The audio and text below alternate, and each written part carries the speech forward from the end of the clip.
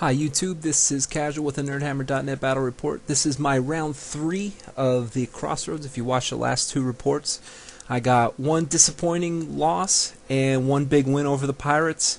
I'm going into round 3, and I'm up against an army that I really didn't consider in my planning for Crossroads. There's not a lot of warrior players where I play. I know what they can do. I know the Crossroads comp is pretty tough on them, probably more so than most armies. This player I play is a really great player, real loud, festive guy. Gotta love playing against him.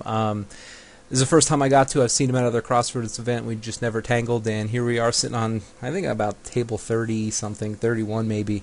And so we rolled up some warriors to see how it goes. Sorry for the blurry picture. On the left side here, he has a chariot, his hell cannon in the back, and a unit of skull crushers. He has his BSB, on Zeech, 3 up, re-rolling, 1 ward saves, that type of stuff. He has a gore belly chariot and another regular chariot. I forget what their marks were. I don't know if they were Zeech, Nurgle. I think they were different. Another gore beast chariot. He has a block of warriors. I think there's marked Zeech. And he has this general in there on a demonic steed, and a unit of dogs, and another chariot here on the right side. So he really maximized what he was allowed to take with comp. They limited the amount of chariots you could have out of core, but with throwing in the Gore Beast chariots, which are, I still think, pretty good, and they're really cool looking models. So that's his deployment. So on my right side, I have my Keeper, I have a Beast, my Seekers, both Soul Grinders. They're facing that way just because I didn't have enough room to fit them in, and I really wanted to overweight this side of the table. I'm thinking that if my Demonettes can rush up and I get 2 Soul Grinders in, or my Keeper on that Warrior block, maybe I can break him, or kill his unkillable Lord on the Demonic Mount with the Keeper. Just try to push through as many wounds as I possibly can. So we'll see how that works.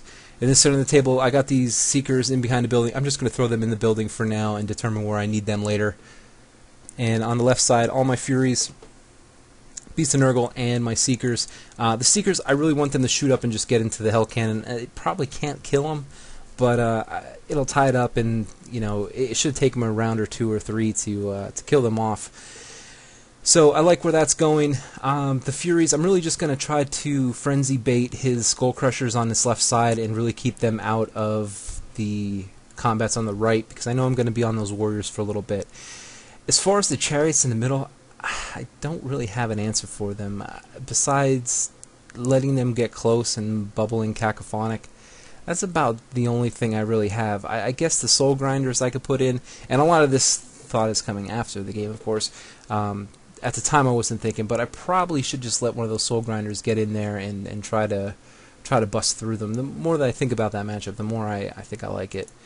But that could be a possibility once I get through the Warrior block, and then have the Soul Grinders available for the Chariots and deal with the Skull Crushers when I can. So I Vanguarded there, and he gets first turn, so he moves up as Warriors do. This is a shot of the center of the lines. I think his BSB is not attached to the Skull Crushers. I think he popped him out there. So yeah, he's just pushing forward. The objective for round 3 was you had 3 objective markers, and I'll show you mine. One's there, one's there, one's there. You can pick them up. You can pick up your opponents. They're worth 400 victory points if you're holding one of your opponents at the end of the game. And then you could pick up your objective markers and carry them off of table edges, and they're worth so many victory points depending on what table edge you carry it off of. In Magic, it looks like maybe he took off 1 Demonette from something. I think he was on Metal, to be honest. I don't really remember what his lore was. So turn 1, Demons. So yeah, I'm bringing up the Furies to chaff up the Skull Cannon, or Skull Crushers. And I fly the other Fury unit right over top of them, so that's going to give me options to tie up the Hell Blaster or fly them back to chaff up those 3 Chariots. So I got some options, and yeah, we'll see how that works out. And my Seekers make a long charge into his chariot on the left side. Actually, I guess it wasn't that long, but with a Vanguard, yeah, it was a pretty made one. I think it surprised them, because I don't think people don't respect the Seekers at all. And I know they're only armor piercing, but chaff versus chaff, away from leadership, and I have a banner in those units. It really surprises people. On this side, I'm just encircling the trap. I bring the keeper up. I'm acting like I'm not afraid of his general, and I don't know if I should be or not, but with his ward save, yeah, I guess I should. And then I bring the Seekers up just to chaff up the other chariot. And I'm going to cast Cacophonic. I think I have 2 of the chariots in range. I got the dogs, I got the other chariot, and I got his warriors. I'm feeling like that's the best answer. I'm just going to 6 dice it. And of course it doesn't go off. I don't know if a bubble cac went off this entire tournament. I would just... awful rolling. Awful rolling for that. I know it's hard. It's like, but still, it's still like a 62 to 65% of it going off. Come on, give me it like once. Anyway, so that's the way it's looking. And it's just an overall of the board. I think I tried some flame temples, but it was a little too far away to really get anything going. I could see my artillery die rolled to 2, so I'm sure that was probably for a flame template. So after combat on this left side, yeah, the Seekers do what they needed to do. Yeah, they didn't take any wounds, and they broke that chariot and ran it down. I don't even know if they did any wounds. I honestly think it was just off of the charge in the banner. But hey, I'll take it any way I can. And that sets me up for a really nice charge on the flank of the Hell Cannon. So things are looking good on this side so far. On this side, I must have took the Seekers in this one too. Yeah, this one took the Seekers in, and he did a wound. I think I won by 1, but he sticks around, so wasn't as lucky on this side. The Seekers might be up for a flank charge from the dogs there. So turn 2 warriors. So the Skull Crushers do take the charge into the Furies. That's great. We decided that this was going to be dangerous terrain to them if they overrun. So that's hopefully can take off a Skull Crusher on its own, or at least do a wound or 2, whatever. And so that's what it's looking there. His chariots one of them make a pretty long bomb charge on these Demonettes, and so does his BSB. That I kind of wasn't expecting, but I do have counter charges set up with the Soul Grinder, so hopefully the Soul Grinder can go in there and, I don't know, try to mitigate some of that damage. Maybe catch the BSB in the claw and hope he fails a ward save. I've seen it happen. You roll 2s, right? So on the other side, I can't remember if his warriors charged the Seeker or the Keeper or not. The way they're facing there, it doesn't look like it, but it is possible that he's in there because their tail's kind of weird. Yeah, I'm not 100% sure if they're in there or not. He might have waited a turn so he could cast on her. My phone goes off. So the other chariot positioning himself over here for a counter charge, probably into her flank at some point. Magic, yeah, he sends off. That says Plague Wind, but I'm pretty sure it's probably a Purple Sun. Not 100% sure. Anyway, after combat, Skull Crushers, yeah, they defeat and have to overrun, and I think they take a wound. Either that's a wound marker or that's his objective marker. And here, yeah, they do a pretty good number on the Demonettes. I think about 7. Actually, no, that's a lot more than 7. Yeah, so that they stick around because they're steadfast, but fight's not going to last very long. And now I'm a little afraid to put the Soul Grinder in because I really don't want to be taking all those wounds for an instability test. Even if I do get his BSB, I don't know. That's a tough decision to make there. Not really sure how I'm going to play that. Over here, yeah, his chariot killed off the rest of the Seekers and repositioned as such. Yeah, I don't think his warriors went into the Keeper. Now that I look at it, because that's pretty far away. I think he would have moved it closer if he was in. So turn 2, Demons. So I just decided to go for broke. I don't know. After drinking with the Pirates, game 2, yeah, I was feeling courageous. So I'm gonna send all my big boys in. I feel like I got a lot of Thunder Stomps that should do very well against that unit. I can challenge out his Lord with my Lord and let them two duke it out. But yeah, we're gonna have to see how this goes. He does pick up one of his objective markers with this unit. My keeper seems to have 1 wound on her. Could have been from magic, I think. Yep, so there's another shot of it.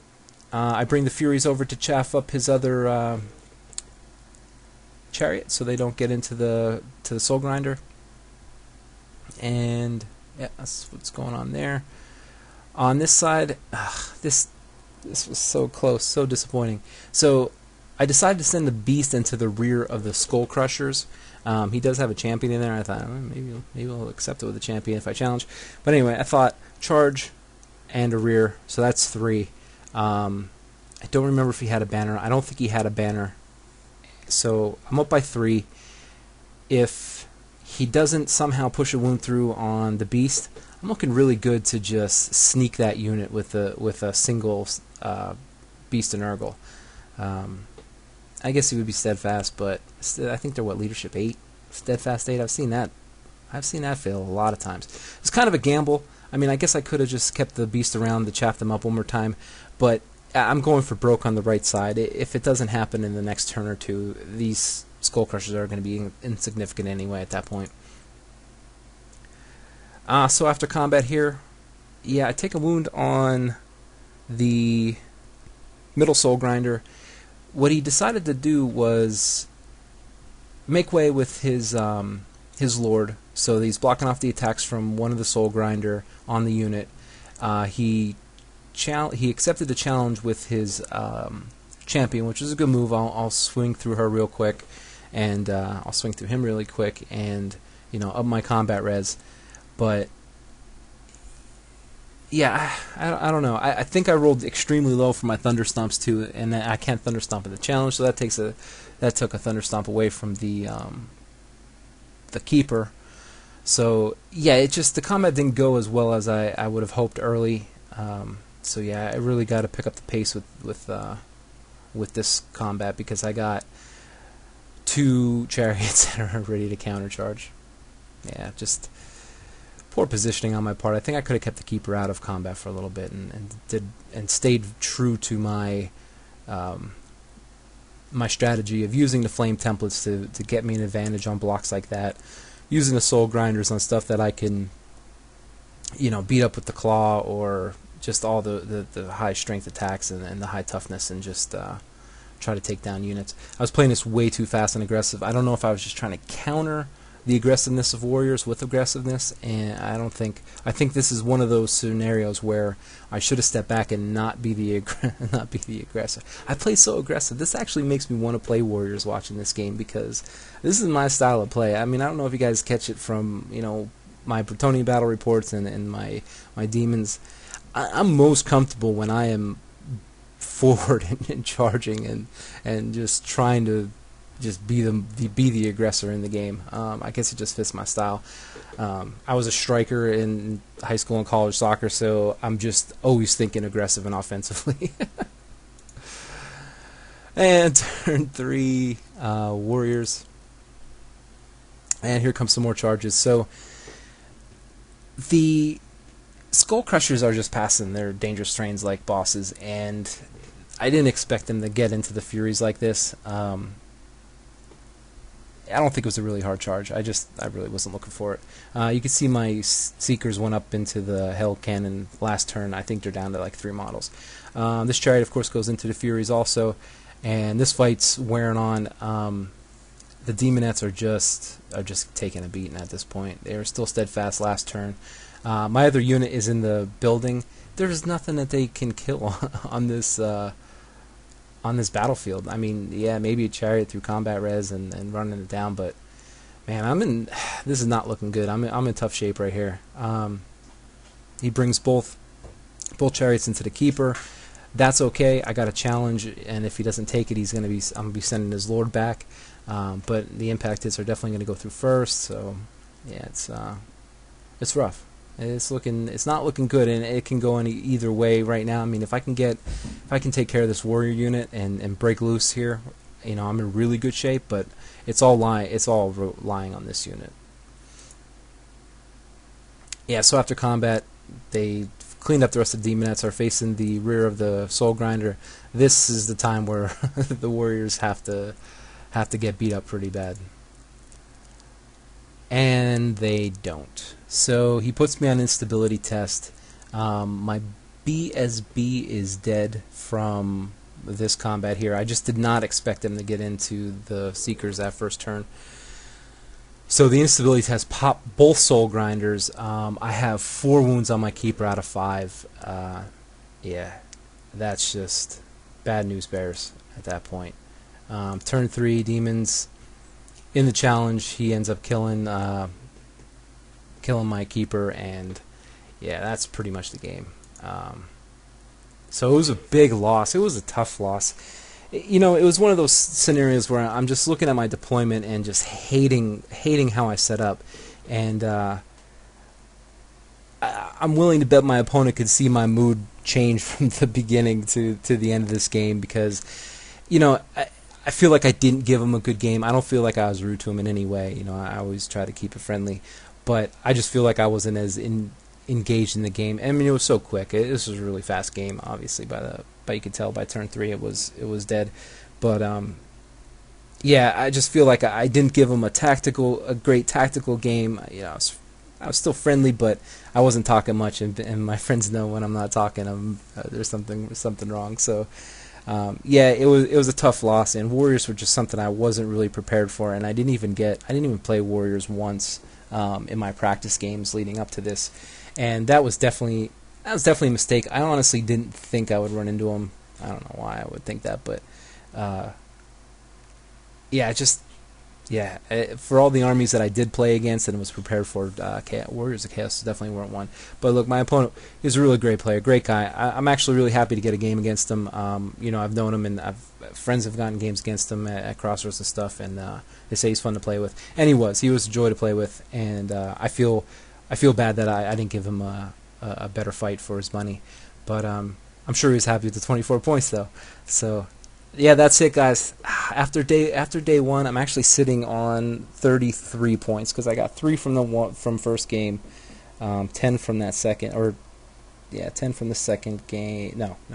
Let me rethink this whole thing.